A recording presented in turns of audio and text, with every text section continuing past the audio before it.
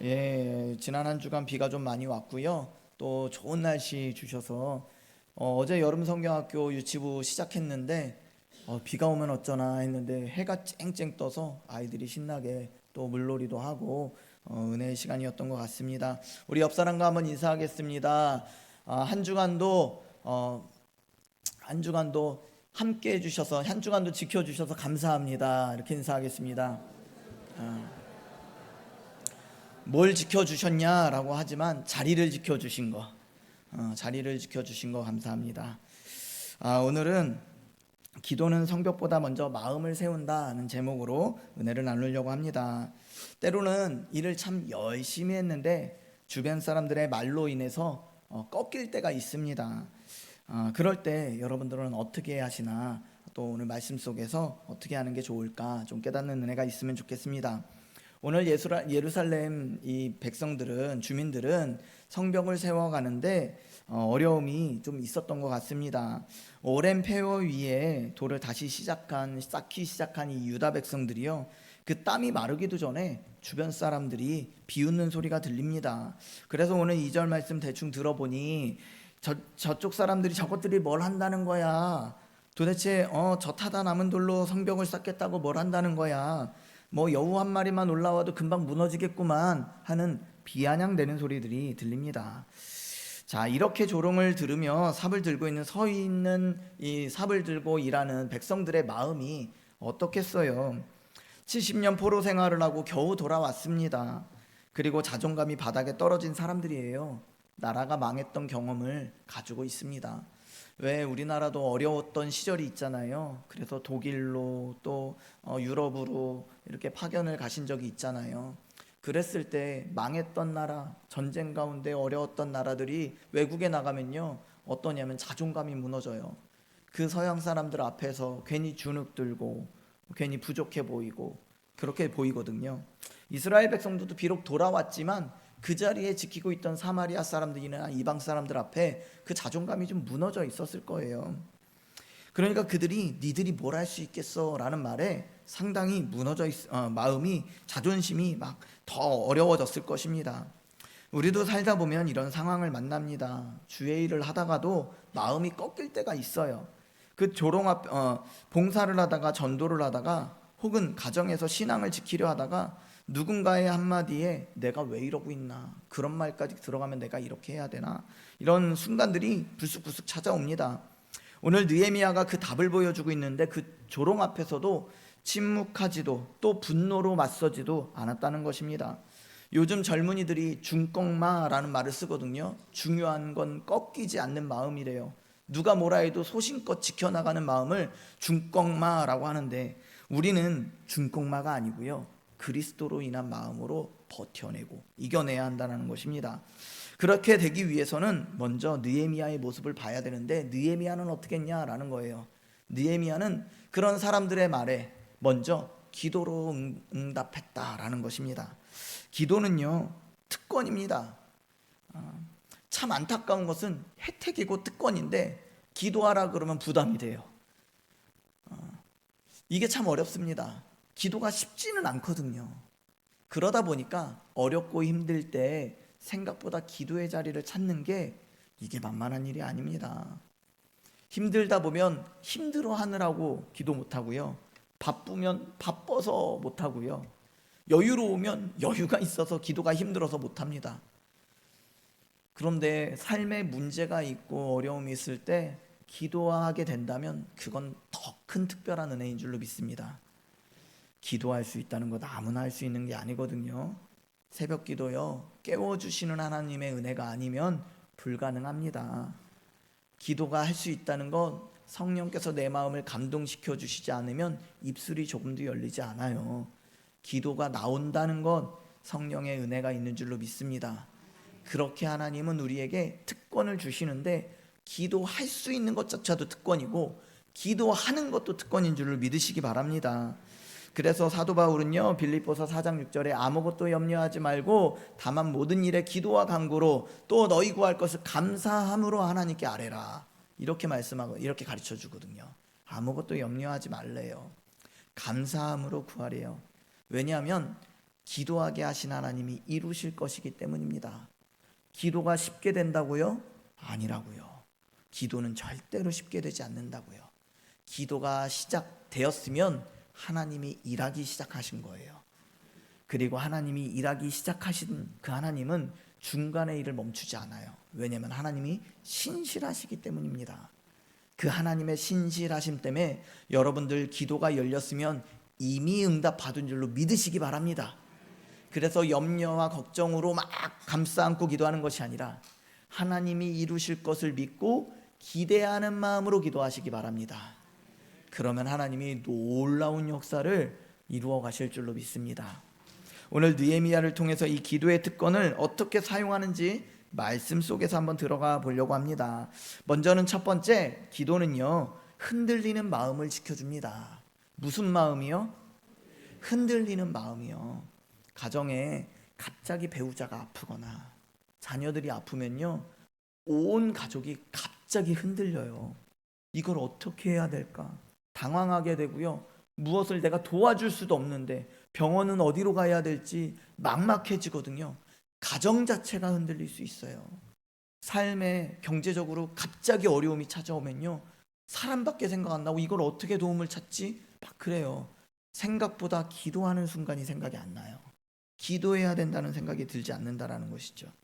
근데 기도하면 상황이 전혀 변하지 않는데도 불구하고 내 마음속에 희한하게 반석과 같은 믿음이 생겨요. 그리고 성난 파도 속에서도 내 배는 흔들리지 않는 것 같은 그런 평안한 마음을 주시는 것이죠. 오늘 1절에 보면요, 성벽 공사를 들은 이방인들 산발랏이 크게 분노하는 모습을 볼 수 있습니다. 그는 사마리아의 총독으로서 예루살렘이 강해지는 것을 결코 원하지 않았던 사람이에요. 예루살렘 성벽이 완성되면 자신의 영향력이 줄어들 것이기 때문이에요. 옆 사람이 잘 되면요, 내 몫이 줄어들어요. 이건 세상의 이치거든요. 옆 사람이 직장 생활 안에서 옆에 있는 사람이 승진하고 가면요, 나에게 기회가 줄어들어요. 이게 세상 원리거든요. 옆집의 자녀가 대학을 잘 가면요, 뭐 바로 직접적인 건 아니지만 결국은 내 자녀의 갈 길이 조금 줄어들 수 있다는 것이죠. 이게 세상의 원리예요. 그런데 하나님의 은혜의 원리는요, 옆 사람이 잘 되면 그 은혜가 차고 넘쳐서 나한테도 오게 되는 것입니다. 세상의 은혜와 하나님의 은혜는 달라요. 오늘도 옆 사람이 은혜 받아서 나도 은혜 되는 그런 은혜가 있게 주의 이름을 축복합니다. 그래서 우리 옆 사람 한번 인사할게요. 먼저 은혜 받으세요. 옆 사람이 잘 되기를 바라는 그런 교회여야 해요. 그래서 옆에 이웃이 잘 되는 그런 교회여야 해요. 그러면 나에게 기회가 없어지는 게 아니고요, 나에게 결핍이 생기는 게 아니고요, 그것 때문에 나도 잘 되는 그런 교회가 될 줄로 믿습니다. 자, 그런데 산발랏은 그렇지 않았다는 거예요. 세상의 원리를 보면 예루살렘 사람들이 자꾸 강성해지면요, 그전에는 나는 이 사람은 사마리아 총독이거든요. 사마리아 사람이거든요. 사마리아의 유력자인데 만약에 예전 같았으면 예루살렘도 자기 마음대로 들어가서 막 갈취하고 자기 힘으로 위세를 떨칠 수 있었어요. 그런데 예루살렘 사람들이 딱 자기 성벽으로 방어를 하기 시작하면 이제 뺏어먹던 거를 못 뺏어먹게 되는 것이죠. 그러니까 좋아할 리가 없습니다. 사마리아의 총독이었던 산발랏은요, 예루살렘이 강해지는 것을 결코 원하지 않았습니다. 예루살렘 성벽이 완성되면 자기가 할 수 있는 영역이 빼앗을 수 있는 유익들이 많이 줄어들기 때문이에요. 그는 형제들과 사마리아 군대 앞에서 유다 사람들을 공개적으로 조롱하는데 2절 말씀을 잘 보면요, 5가지로 생각할 수 있어요. 첫 번째는 저 미약한 사람들이 무슨 일을 할 수 있겠는가, 또 스스로 견고하게 하려 할 수 있겠는가, 제사를 드리려는가, 하루의 일을 마치려고 하는가, 불탄 돌 흙무더기 속에서 다시 일으키려 하는가, 이렇게 조롱하고 있습니다. 이 5마디는 단순한 야유가 아닙니다. 핵심을 정확히 겨냥한 공격입니다. 너희는 너무나 약하고 나라도 망했는데 이제 와서 뭘 하겠다는 거야. 주권도 다 빼앗겨 놓고선 뭘 하겠다는 거야. 너희가 하는 일은 너무나 어리석고 그거 세워봐야 소용없어. 금방 무너질 건데 뭐하러 또 해? 라고 하는 것이죠. 유다 백성의 자존감과 열등감, 패배의식을 건드리는 조롱이었다는 것이죠. 거기에 암몬 사람 도비아는요, 동조까지 하면서 저 성벽은 여우가 올라가도 무너질 거야 라고 하면서 아주 자존심을 팍팍 긁어요. 그들이 하는 일에 사기를 꺾어놓고자 하는 것이죠. 그 열심을 확 꺾어버리고 싶었던 것이죠. 이런 조롱은 우리에게도 얼마든지 일어납니다.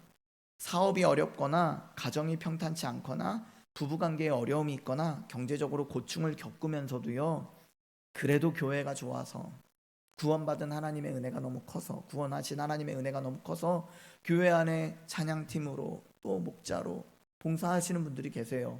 내 삶은 아직 형편이 나아지지 않았지만 그래도 주님을 섬기는 일이 너무 기뻐서 열심히 섬기는 분들이 계셔요. 그런데 주변에서 자기 가정이나 잘 돌보지, 자기 직장이나 좀 직장 생활이나 잘하지, 자기 건강이나 좀 잘 돌보지, 아프면서 무슨 목자를 한다 그래, 아프면서 뭘 한다 그래, 이런 말들이 들릴 수가 있다는 것이죠. 참 그런 말들이 우리를 참 무너뜨리게 하고 그 열심을 꺾어버리게 하더라는 것입니다. 때로는 같은 지체의 말에, 때로는 믿지 않는 가족의 시선에, 때로는 스스로의 열등감과 피해의식 때문에 마음이 흔들릴 때가 있더라는 것입니다. 그런데 우리는요, 여기서 느헤미야의 모습을 봐야 되는데, 느헤미야는 그런 말들에 어떻게 반응했냐라는 것이죠. 막 화내고 어떻게 그런 말 할 수 있냐, 어떻게 그럴 수 있냐, 난 당신 때문에 교회 안 나와가 아니라는 것이죠. 해명하거나 포기하지 않고요, 4절과 5절의 말씀에 보면요, 느헤미야는 곧바로 하나님 앞에 나아갑니다. 우리 같이 화면 보고 한번 같이 읽어보겠습니다. 시작. 우리가 업신여김을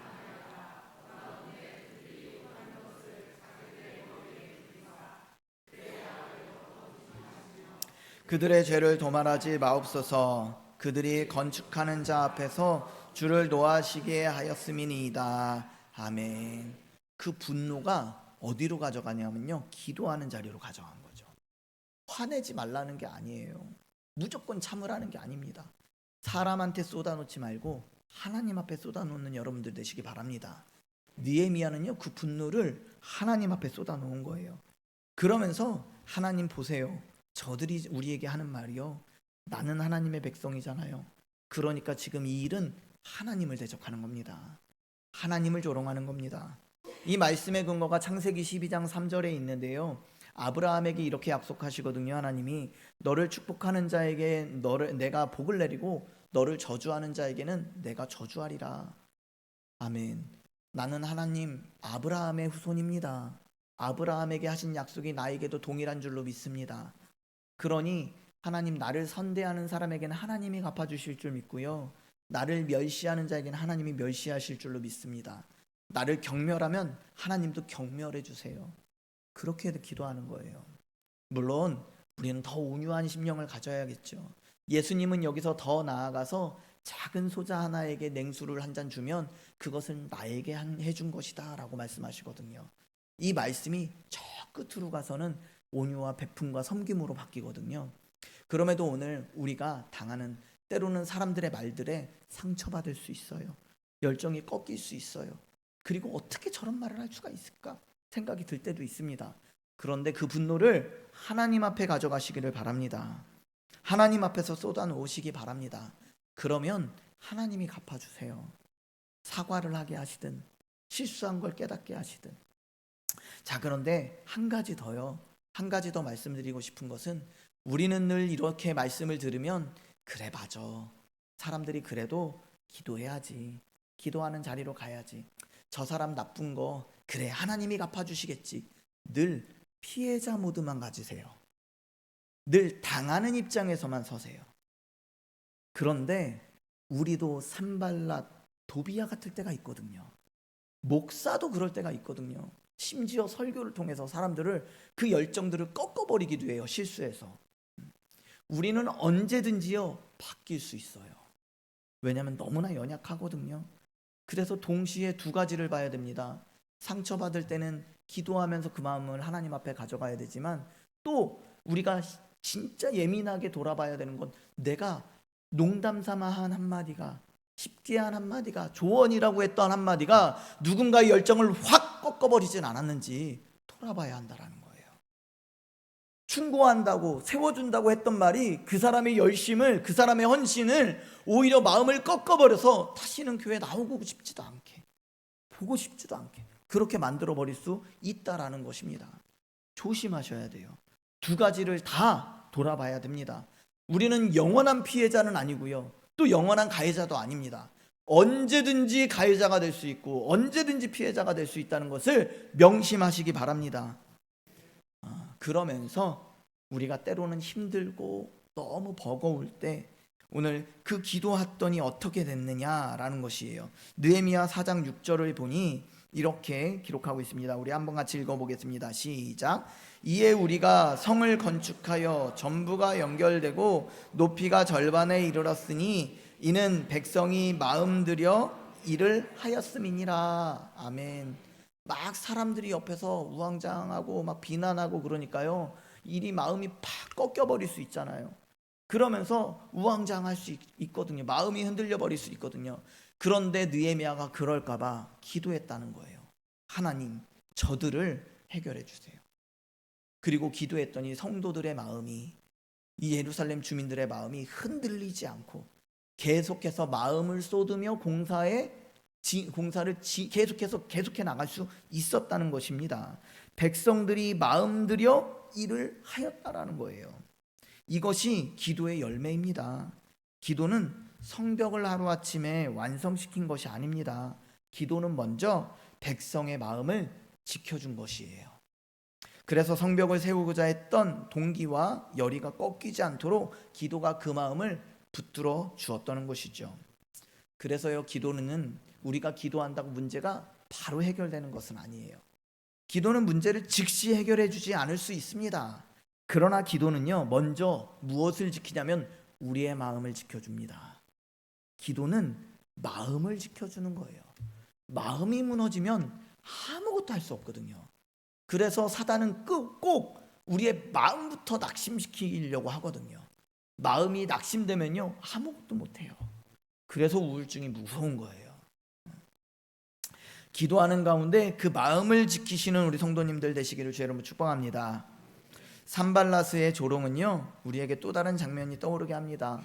예수님이 십자가에 달리셨을 때 지나가는 자들이 어떻게 비웃었냐면 마태복음 27장 40절과 42절에 보면 네가 하나님의 아들이냐? 그렇다면 먼저 자기를 구원하고 왜 십자가에 계속 매달려 있어? 빨리 내려와. 그가 이스라엘 왕이로다. 네가 왕이라고 했지. 십자가에서 내려와. 그러면 우리가 믿을게. 한번 해봐. 이게 정말 당신 기적을 보여주시면 내가 믿겠습니다 하는 탄원이 아니에요. 한번 해봐.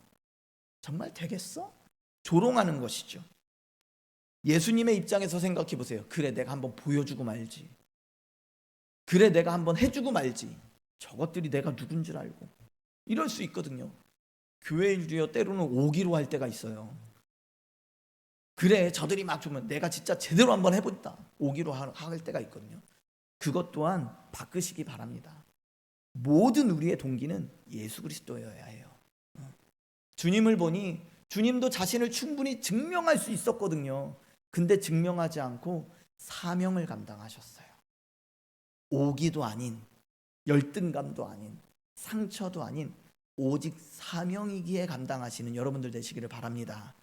그러려면 기도해야 된다는 것이죠.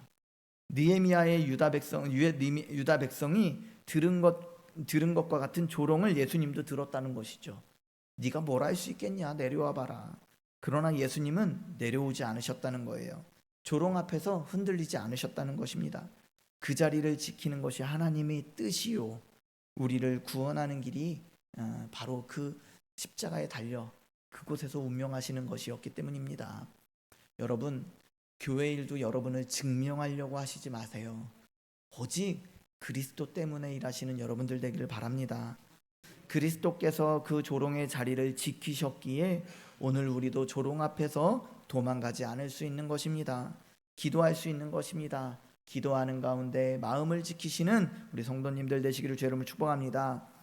두 번째는요, 기도는 하나님의 능력을 공급받는 통로가 됩니다.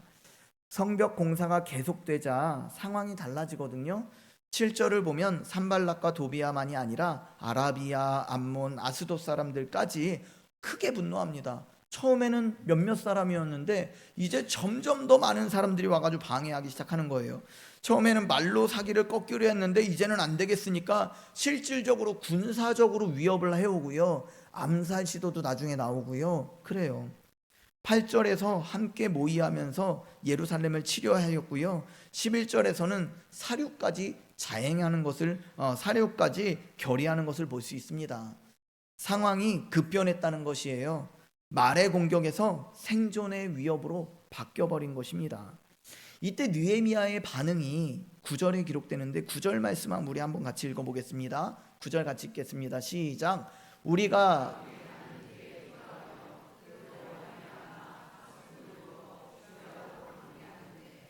아멘. 자, 여기서 주목할 것은 먼저 기도를 먼저 했다는 것이죠. 그 다음에 파수꾼을 세웠다는 거예요. 이것은 기도했으니 아무것도 하지 않아도 된다는 뜻이 아닙니다. 기도가 지혜를 낳고요. 그 지혜가 행동을 이끌어주는 것이에요. 기도하면서 아무것도 안 하는 것이 아니라 무엇을 해야 할지 기도하면서 지혜를 구하는 거예요. 그래서 잘하려고 기도하는 것입니다. 기도하니까 다 알아서 하시겠지가 아니라 잘하기 위해서 기도하는 거예요. 그래서 우리 예수님도 구하라, 찾으라, 두드리라 하셨잖아요. 기도하면서 찾아보고 지혜를 구하는 것이죠. 시도해 보는 것이죠. 이것은 그 지혜가 행동을 이끈다는 것이고요. 느헤미야는 기도하는 무릎과 행동하는 손발을 동시에 갖춘 사람이었다는 것입니다. 우리에게 참 좋은 표본이 됩니다. 우리도 어려운 일 앞에서 먼저 하나님 앞에 나아가야 합니다. 세상의 방식대로만 문제를 풀려 하지 말고 먼저 우리에게 아젠다가 있고 안건이 있으면 기도 먼저 시작하시기 바랍니다. 기도는 패배주의가 아닙니다. 기도는 하나님의 능력을 공급받는 통로입니다. 우리의 문제 가운데 하나님이 어떻게 하시는지 지켜보며 그 일을 따라가는 우리 성도님들 되시기를 주의 이름으로 축복합니다. 느헤미야는 담대히 기도할 수 있었습니다. 그러나 그 기도에는 한계도 있어요. 왜냐하면 그도 죄인이기 때문입니다. 그도 연약하기 때문입니다. 그렇기 때문에 우리가 서로 기도를 부탁하고 연대해야 하는 거예요. 우리의 기도 제목을 같이 꺼내놓고 내 힘으로는 부족하니 함께 기도하는 거예요. 왜냐하면 함께 기도할 때 두세 사람이 내 이름으로 있는 곳에 나도 그들 중에 있다라고 말씀하셨고요. 또 우리가 함께 기도하면 저 하늘 아버지가 들으시고 하늘에서도 맺은 것을 땅에서도 매게 하시고 하늘에서 풀리면 땅에서도 풀게 하시리라 말씀하셨다는 것이죠. 그래서 우리가 함께 기도할 때 하나님의 역사가 더 크게 더 강력하게 나타난다는 것을 볼 수 있다는 것입니다. 우리가 기도할 수 있는 것은 우리가 느헤미야처럼 훌륭하기 때문이 아닙니다. 지금도 예수 그리스도께서 우리를 위해 하나님 보좌 앞으로 나아가는 길을 열어주셨기 때문입니다. 지금 이 순간도 우리의 대제사장이신 예수께서 하나님 보좌 우편에서 우리를 중보하고 계시기 때문이라는 것입니다. 그 중보 위에 기대어서 우리는 오늘도 담대히 은혜의 보좌 앞에 나아갈 수 있는 것입니다. 그렇기 때문에요, 기도는 내 능력이 아닙니다. 기도는 내 능력이 아니고요. 기도는 예수 그리스도 안에서 하나님이 우리에게 주신 은혜의 통로가 되는 것입니다. 기도하는 자가 은혜가 흘러가는 거예요. 기도하는 자에게서. 우리 옆 사람에게 이제 축복하겠습니다. 기도하는 사람 되세요. 옆 사람이 기도해줘야 내가 복을 받습니다. 그래서 깨워주세요. 옆 사람을 깨워주세요. 자, 마지막으로요, 세 번째는요, 기도는 사람의 말은 공동체를 일으킨다는 것이에요. 기도하는 사람의 말은 공동체를 세워준다는 거예요. 회복시킨다는 거예요.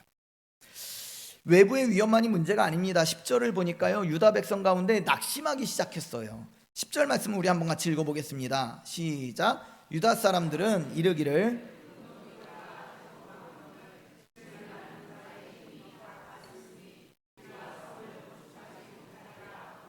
아멘. 자, 유다 사람들이 이르기를 보니까 여전히 흙무더기가 많아. 치워야 될 게 한도 끝도 없는 거예요. 이만큼 치웠는데 아직 저쪽에 많이 남아 있다고 그렇게 불평하기 시작하는 것이죠.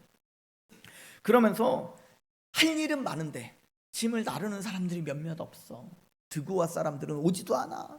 누구도 오지도 않아. 계속 빈자리가 보이기 시작하더라는 것이죠. 그러면서 나도 이제 조금씩 지쳐가기 시작해요. 힘이 다 빠졌어. 아이고, 내일은 도저히 일어날 수도 없겠다라고 생각한 거예요. 일을 해도 끝이 없는 것 같고요. 자신들의 노력이 너무나 미미하게 느껴지기 시작했다는 것입니다. 몸이 지쳐 기운이 빠져갔다는 거예요. 이것은요, 외부의 조롱보다 더 무서운 거예요. 우리 안에서 그 사기가 꺾여버린 것이죠. 공동체 내부에서 포기하는 목소리가 나오기 시작한 것입니다. 기도한다고 다 돼. 우리가 이렇게 모인다고 바뀌겠어. 그런 목소리가 나오기 시작한 거예요. 12절에서는요, 대적 가까이에 사는 백성들이 느헤미야에게 와서 자신들을 보호해달라고 10번이나 요청했다고 하고 있어요. 그 얘기는 뭐냐면 성 밖에 경계에 사는 사람들이 자꾸 외부 사람들이 와서 괴롭히는 거예요. 자꾸 뺏어가는 거예요. 그러니까 느헤미야한테 와서는 여기서도 낙심이 많은데 우리 집도 만만치 않아요. 좀 보호 좀 해주세요. 그럴 때 뭐라고 하겠어요? 인력이 부족해. 목사님, 운행하는 사람이 없어요. 교사가 너무 부족해요. 찬양팀이 너무 부족해요. 목자가 너무 부족해요. 뭐가 부족해요? 부족한 건 천지죠. 그런데 세울 사람도 우리의 인원의 한계가 있으니 할 일은 많은데 부족하죠. 부족해요. 그런 요청들이 차고 넘칠 때 계속 우리는 흔들릴 수 있다는 것입니다. 그랬을 때에 그의 성벽 뒤에 낮은 땅에 무기를 가진 사람들을 느헤미야가 조금씩 할 수 있는 영역 안에서 사람들을 배치해 주었습니다. 그리고 귀족과 민장들과 백성에게 이렇게 외쳤습니다. 4장 14절 보면요, 이렇게 기록합니다. 너희는 그들을 두려워하지 말고 지극히 크시고 두려우신 줄을 기억하고 너희 형제와 자녀와 아내와 집을 위하여 싸우라. 아멘. 한 번에 다 드릴 수는 없지만 그래도 성도들의 필요에 조금씩 교회가 관심을 갖고 하나하나 채워가다 보면 하나님께서 이루어 주실 줄로 믿습니다. 몰라서 못하는 게 아니고 능력이 부족해서 못하는 것도 생각보다 많아요. 그래서 갖추는 대로 조금씩 열어가려고 해요. 지난주 금요일에 저희가 엘리베이터가 필요하겠다. 왜 생각하지 않는 사람들이 어디 있겠어요? 다 필요하죠. 그런데 법적으로, 절차적으로, 또 우리가 가진 물질의 소요, 여러 가지 문제로 참 어려움이 있습니다. 그러나 같이 기도해 나갑시다. 기도하다 보면 하나님이 법도 바꿔주시고 또 우리의 환경에서 지혜도 주시고 할 수 있는 길을 열어주실 줄로 믿습니다. 엘리베이터 기도했더니 새로운 건물 주실 수도 있잖아요. 그렇죠. 엘리베이터 때문에 새로운 건물 주실 수도 있거든요. 그렇게 되겠다는 얘기는 아니지만 하나님이 하실 일은 어떻게 하실지 모르거든요. 그냥 불평하지 말고 불평을 기도로 바꿔서 간구하는 여러분들 되시기를 바랍니다. 오늘 느헤미야는요, 계속해서 하나님을 보자고 현실에 마음 빼앗기지 말고 하나님을 보자고 도전을 줍니다. 이 말이 왜 힘이 있었을까요? 느헤미야가 강인한 성격을 가졌기 때문이 아닙니다. 화술이 좋아서 논리적이어서가 아닙니다. 그의 말이 힘이 있었던 것은 그가 기도하는 사람이었기 때문입니다. 하나님과 씨름하고 하나님의 능력을 공급받는 그 사람의 입에서 나오는 말은요, 달라요. 아유, 하나님이 참 사랑하시네. 얼마든지 우리는 쉽게 할 수 있잖아요. 근데 그 말이 듣는 순간, 야, 하나님이 나를 사랑한다고 느껴지는 그런 성도여야죠. 마음을 담아서 기도 한번 하시고 옆 사람에게 한번 이렇게 축복했으면 좋겠습니다. 등을 쓰다듬으면서 아유, 하나님이 참 귀하게 여기시네.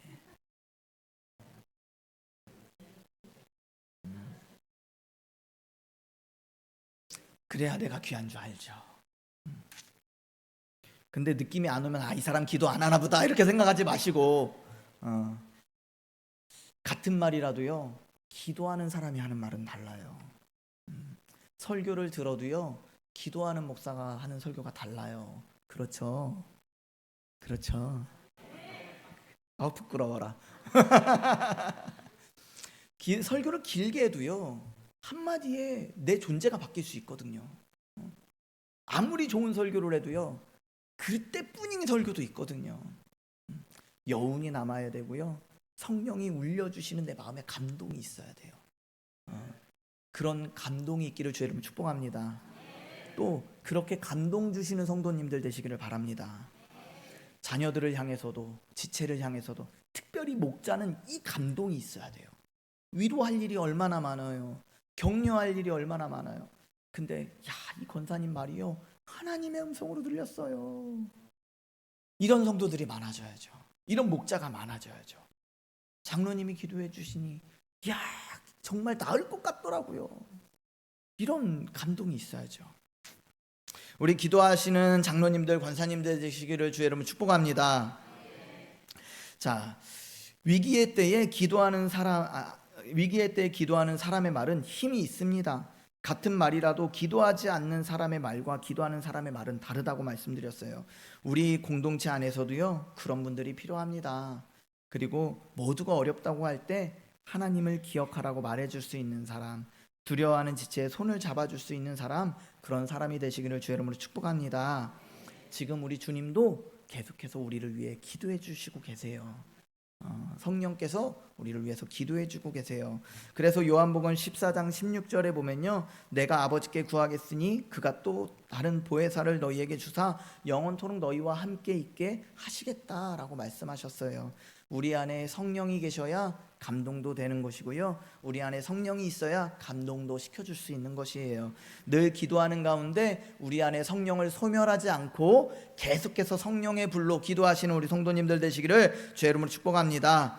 그래서 기도하는 성도가 공동체를 일으킬 수 있는 것입니다. 내 말이 힘이 있는 것이 아니라 내 안에 계신 성령 하나님이 역사하시기 때문인 줄로 믿으시기 바랍니다. 오늘 말씀을 정리하는데요, 첫 번째는 기도는 흔들리는 마음을 지켜줍니다. 그리고 두 번째는 기도는 하나님의 능력을 공급받는 통로가 됩니다. 그리고 기도하는 사람의 말은 공동체를 일으켜 줍니다. 여러분들의 기도로 가정과 교회를 세워가시는, 또 사업장을 세워가시는 우리 성도님들 되시기를 주의 이름으로 축복합니다.